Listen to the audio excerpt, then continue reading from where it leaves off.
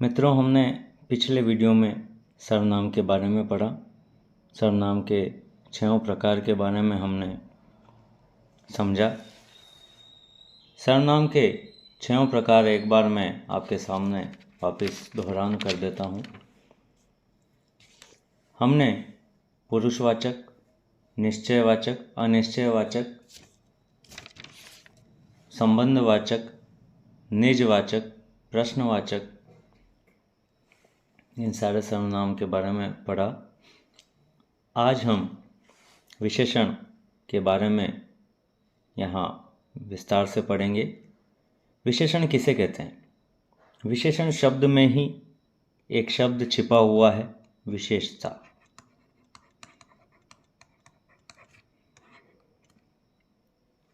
इसको हम विस्तार से समझते हैं। परिभाषित करते हुए हम इसे कहें तो वे शब्द जो संज्ञा या सर्वनाम की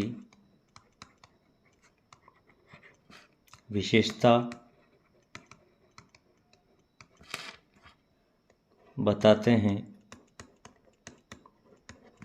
उन्हें विशेषण कहते हैं।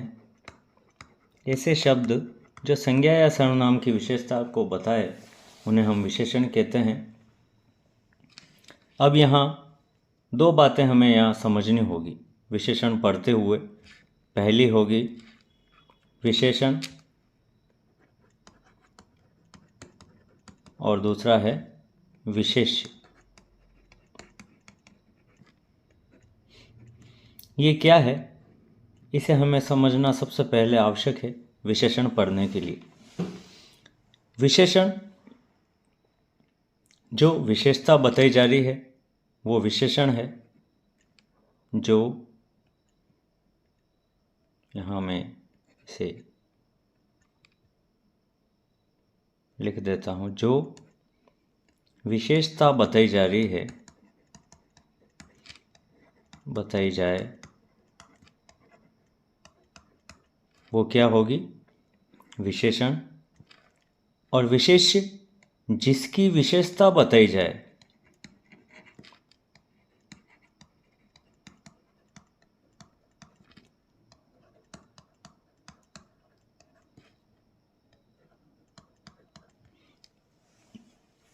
इन दोनों को समझ लेना हमारे लिए बहुत आवश्यक है।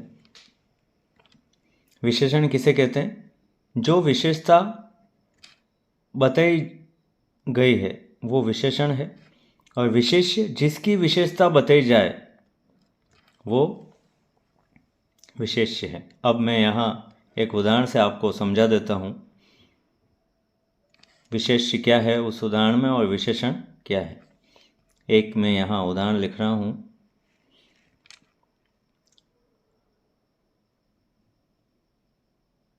काली गाय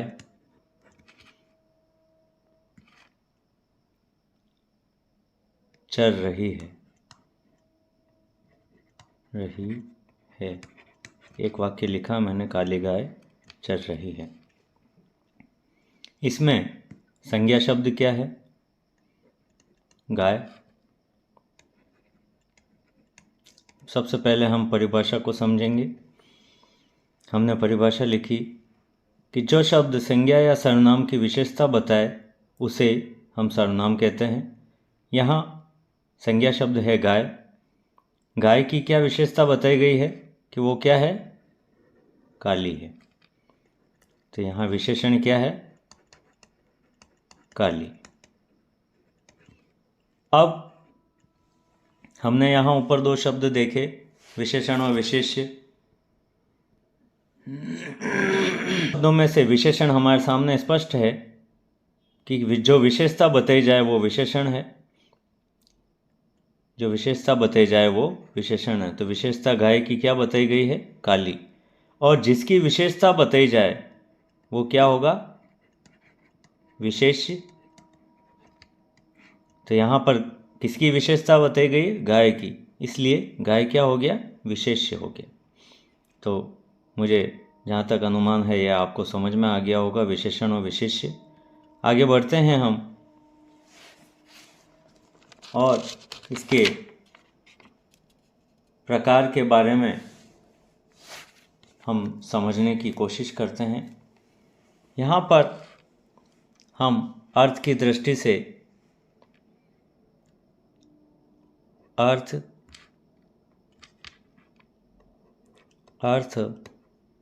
की दृष्टि से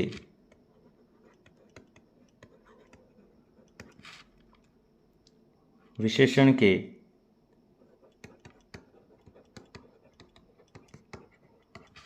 सामान्यतः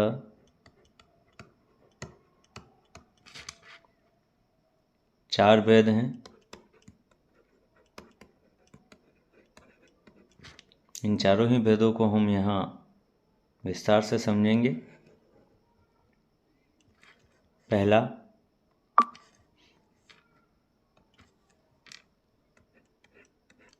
गुणवाचक।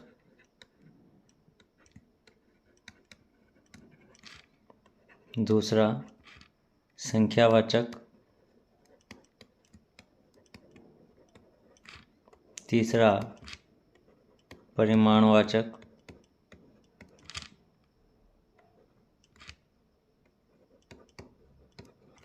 और चौथा, सार्वनामिक विशेषण।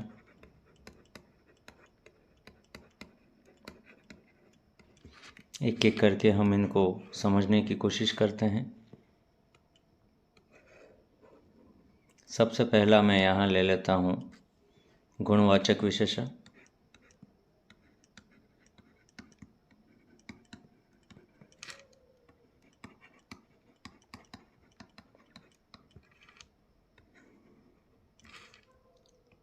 जैसा कि हमने इसकी परिभाषा में समझा कि विशेषण का अर्थ ही क्या होता है, गुण होता है। जहाँ अच्छा बुरा इन सारी बातों के बारे में वाक्य में स्पष्ट होता है, वहीं हम विशेषण की चर्चा करते हैं। इस दृष्टि से हम इसको यदि परिभाषित करें तो किसी भी वस्तु या व्यक्ति की, मैं इसे लिखते हुए ही आपको स्पष्ट करता हूँ, किसी भी वस्तु या व्यक्ति की विशेष स्थिति, विशेष दशा,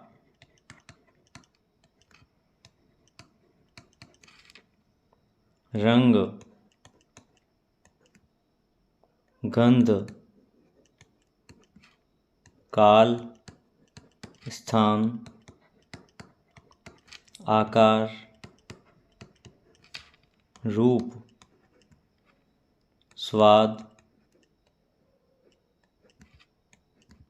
बुराई, अच्छाई, स्पर्श,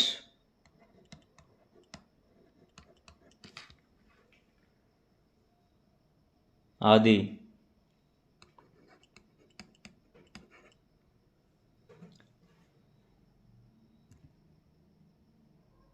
गुण के अंतर्गत आते हैं।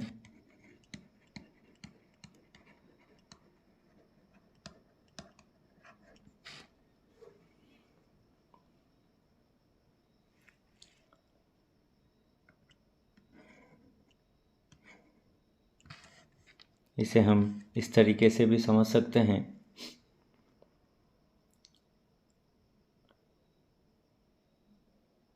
जो शब्द संज्ञा या सर्वनाम के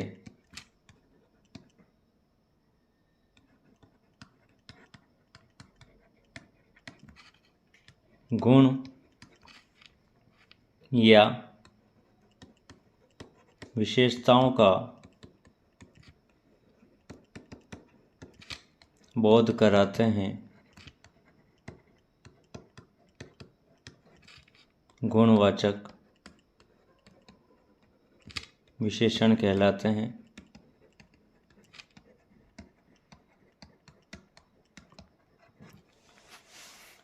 जिन संज्ञा या सर्वनाम शब्दों की विशेषता गुणों के आधार पर होती है वहाँ गुणवाचक विशेषण होता है, जैसा कि हमने यहाँ परिभाषा के तौर पर समझा। एक बार मैं इसके दूसरे प्रकार को समझ लेता हूँ, आपके सामने स्पष्ट कर देता हूँ। उसके बाद हम इनके कुछ उदाहरण को समझेंगे और उदाहरण के माध्यम से समझने का प्रयास करेंगे कि ये किस विशेषण के प्रकार हैं। दूसरा हमने देखा संख्यावाचक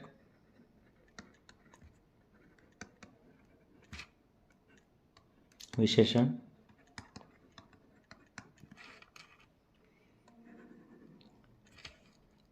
इसके नाम से ही स्पष्ट है कि जहाँ संज्ञा या सर्वनाम की संख्या संबंधी विशेषता बताई जाती है वो संख्यावाचक विशेषण कहलाते हैं। इसे मैं आपके सामने परिभाषा के रूप में लिख देता हूँ। जो शब्द संज्ञा या सर्वनाम की संख्या संबंधी विशेषता का बोध कराते हैं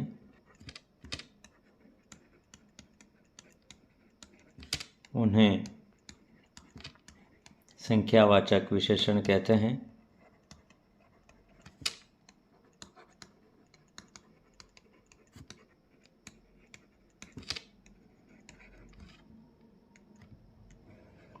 संख्यावाचक विशेषण भी दो प्रकार के होते हैं। संख्यावाचक विशेषण भी दो प्रकार के होते हैं।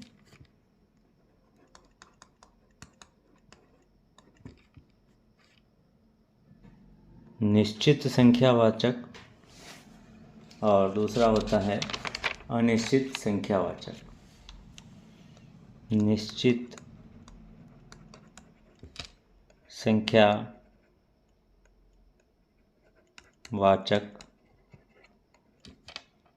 और दूसरा होता है अनिश्चित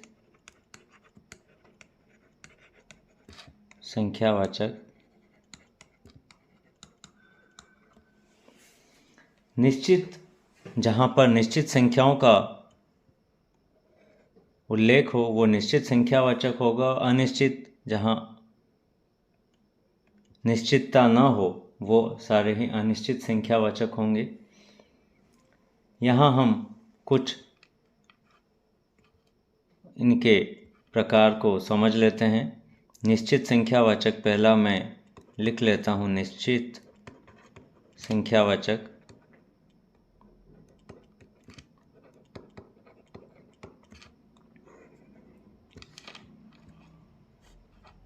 जो शब्द संज्ञा या सर्वनाम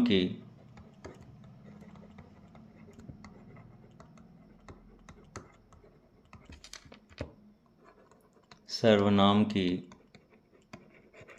निश्चित संख्या का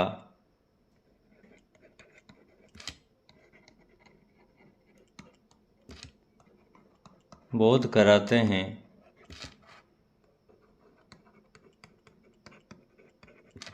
उन्हें निश्चित संख्यावाचक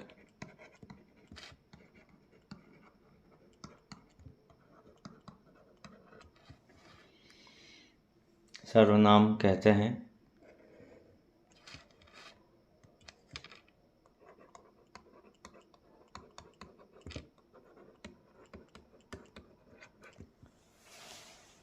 जैसे इसके हम पूर्ण संख्यावाचक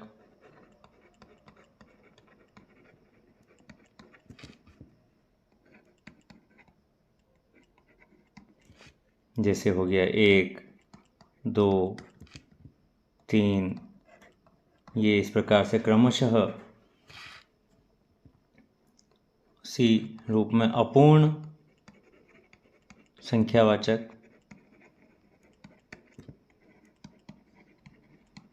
अपूर्ण मतलब जैसे 1.5, 2.5,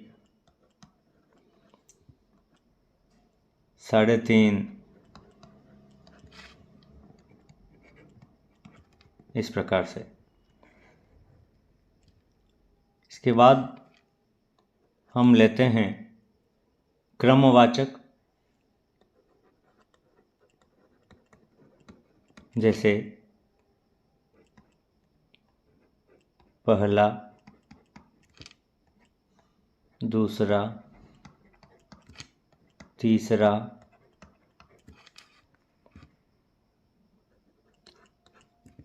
अगला हम लेते हैं आवृत्ति सूचक,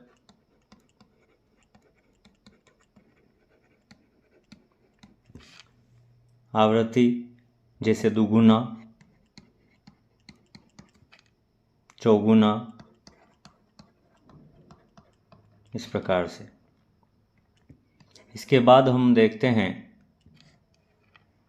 निश्चित संख्यावाचक में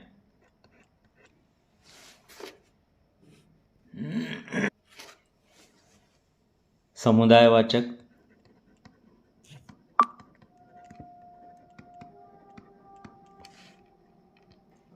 जैसे दोनों, तीनों, चारों और सभी, ये सारे समुदायवाचक में आते हैं। अगला आता है प्रत्येकवाचक।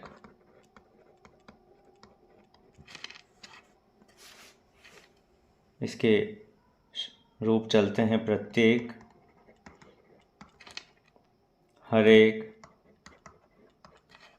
प्रतिदिन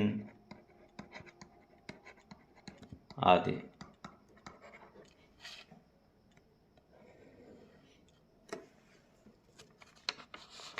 इसके बाद हम समझते हैं संख्यावाचक का दूसरा रूप, अनिश्चित संख्यावाचक। अनिश्चित संख्यावाचक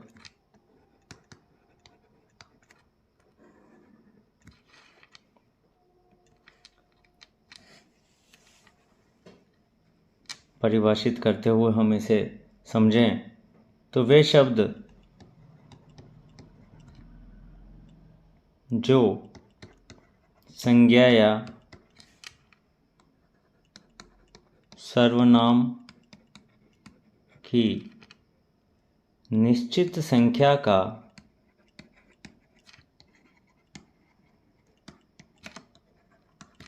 बोध नहीं कराते हैं,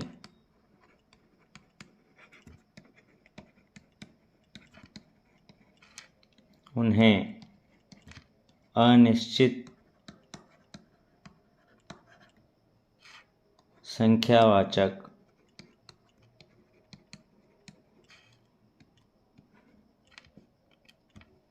विशेषण कहते हैं।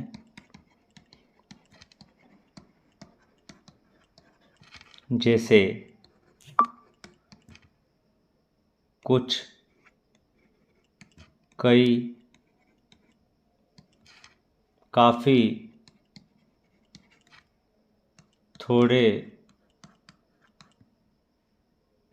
आदि।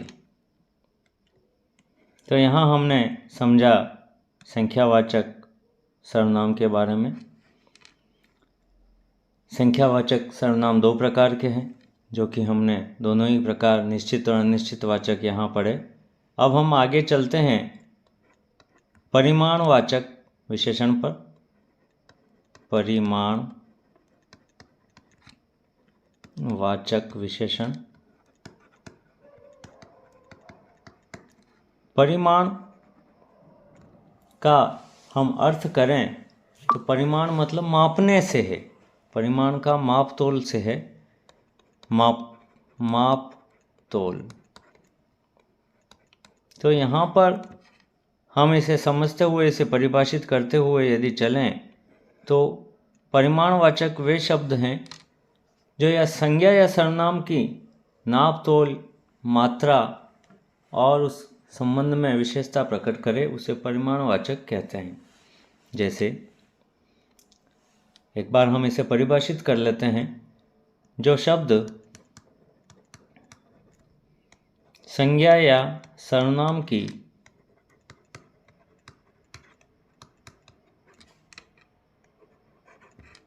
माप तोल संबंधी विशेषता प्रकट करे,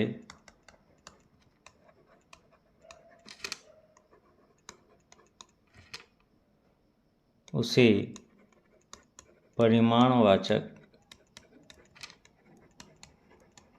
विशेषण कहते हैं।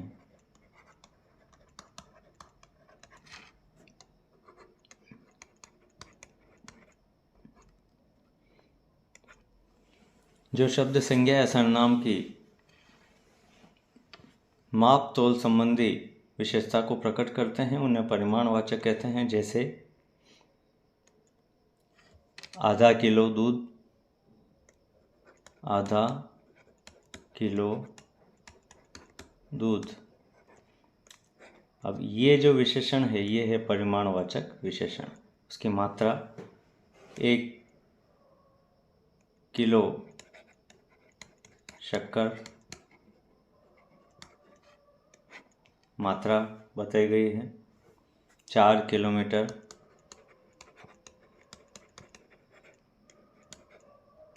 तो है ना। इस प्रकार से उसकी मापन संबंधी विशेषता बताई जाए तो उसे हम परिमाणवाचक विशेषण में लेंगे।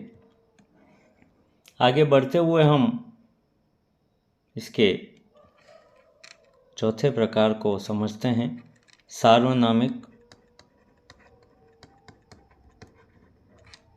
विशेषण।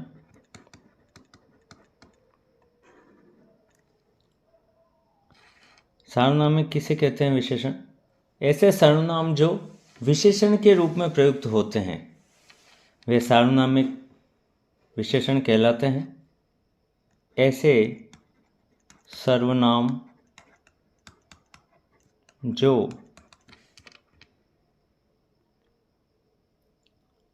विशेषण के रूप में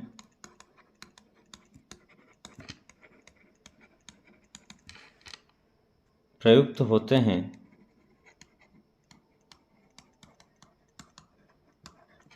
सार्वनामिक विशेषण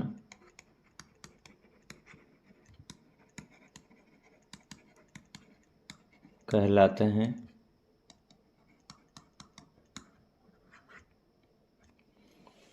सर्वनाम के रूप में ही प्रयुक्त होते हैं ऐसे सार्वनामिक विशेषण कहलाते हैं।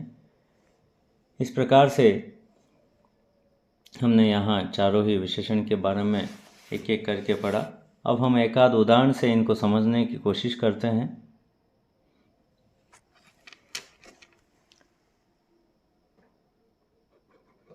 काला कौवा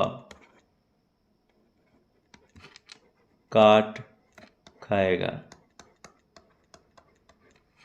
गाना भी है। अब यहाँ पर कौवे की विशेषता बताई गई है तो कौवा क्या हो गया?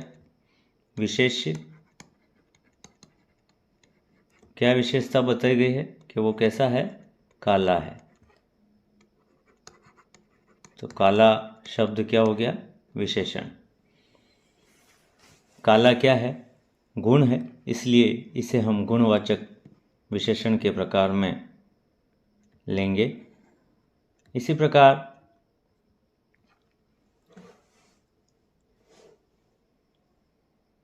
चार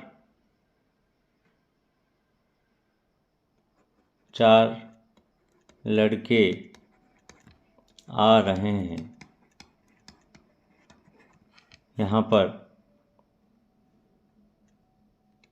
4 लड़कों के, लड़के क्या है? संज्ञा शब्द है। इनके बारे में बताया कि वो कितने हैं? 4। इसमें विशेष्य क्या है? लड़के हैं। और विशेषण है चार। और विशेषण चार किस प्रकार में आता है? संख्यावाची में, वो भी निश्चित संख्यावाचक। आगे हम एक आध उदाहरण और समझते हैं। कुछ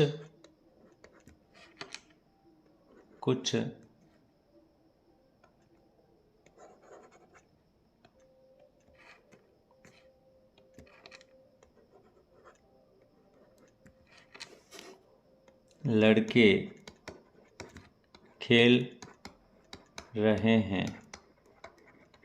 यहाँ पर लड़के विशेष्य है और कुछ विशेषण है, लेकिन उनकी संख्या निश्चित नहीं है संख्यावाचक विशेषण, लेकिन ये अनिश्चित संख्यावाचक विशेषण का उदाहरण है।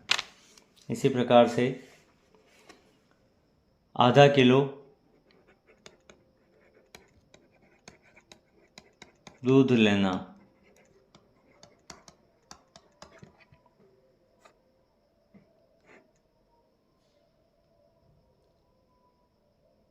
आधा किलो दूध लेना मतलब उसकी मात्रा बताई गई है। दूध के लिए कहा गया, दूध है विशेष्य और विशेषण क्या हो गया? आधा किलो। उसकी मात्रा के बारे में चर्चा की गई, इसलिए ये परिमाणवाचक विशेषण होगा।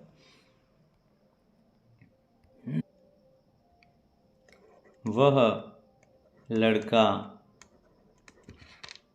आ रहा है।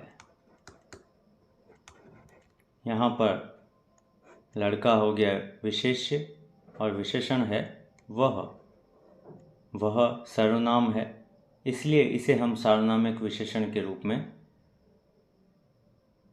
मानेंगे। इस प्रकार से यहाँ हमने विशेषण के चारों ही प्रकारों को विस्तार से समझा। आशा है ये वीडियो आपके विशेषण के इस प्रकरण को स्पष्ट करने में एक सहायक सिद्ध होगा। मिलते हैं अगले वीडियो में एक नए टॉपिक के साथ। वीडियो को ज़्यादा से ज़्यादा शेयर करें। धन्यवाद।